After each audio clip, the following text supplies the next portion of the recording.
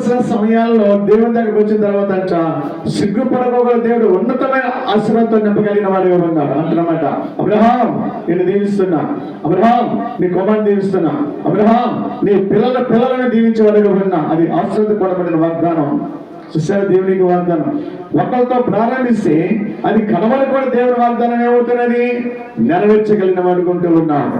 ఈ రోజు జ్ఞాపకం తీసుకో ప్రభు నందు ప్రియమైనటి ప్రియ సంగమ క్రైస్తవ జనాంగమ దేవుని పిల్లలారా, ఆరాధించే వారులారా, ప్రభు నమ్ముకున్న వారులారా, మనుషులైతే సిగ్గుపరచవచ్చు, మనుషులైతే హేళన చేయొచ్చు.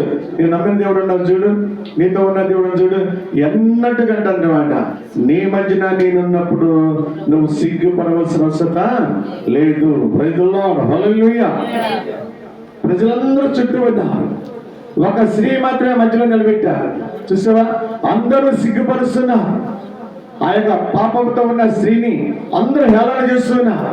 చుట్టూ చూసిన హేళన చేసేవారు మాత్రము ఒకరు కూడా ప్రేమించే మనిషి ఎవరు కూడా లేరు.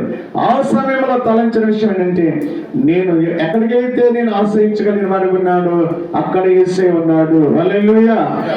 ఆ ప్రజల మధ్యన హేళన చేర్చమని మాత్రము నా దేవుడు నాకున్నాడు. అక్కడే ఆమెని తల లేవనెత్తగలిగిన వాడుగా ఉన్నారు.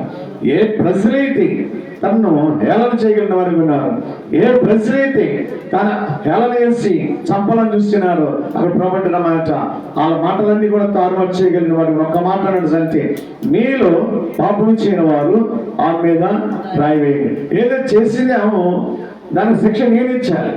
మీకేం సంబంధము? మీరేదో శిక్షించాలి. ఏం చేయాలో నేనే చేయాలి. తప్పు చేసినా క్షమించేది నేనే, తప్పు చేసినప్పుడు కూడా శిక్షించేది కూడా నేనే. ఎందుకని నా జనులు, నా కుమార్తె, నా కుమారులు తండ్రికి హక్కు తప్ప నీకు హక్కు లేదే.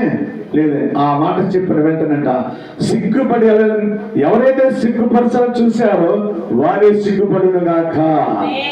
అద్భుతం చేయబడిన దేవుడు అట్లా. మనం ప్రభువుని నమ్ముకుంటే ఇడిసే దేవుడు కాదు. ఏ స్థితిలో ఆలోచించు, ఏ పరిస్థితిలో ఆలోచించి ఎట్టి పరిస్థితుల్లో వేసరి విడిసేవాడు కానే కాదు. అందుకోసం అన్నమాట. అప్పుడు ఆ క్షణంలో చూసినట్టే ప్రభు నందు ప్రియమైన సంగమా ఎప్పటిలో చేయగలిగిన వాడు ఉన్నాడు దేవుడు అనుకుందాం.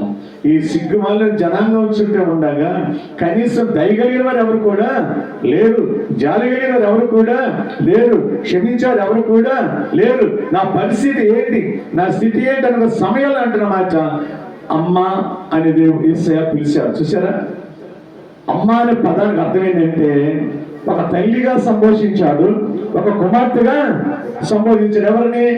పాపంతో ఉన్న స్త్రీని, సిగ్గుపడుతున్న స్త్రీని, సిగ్గుపరిచిన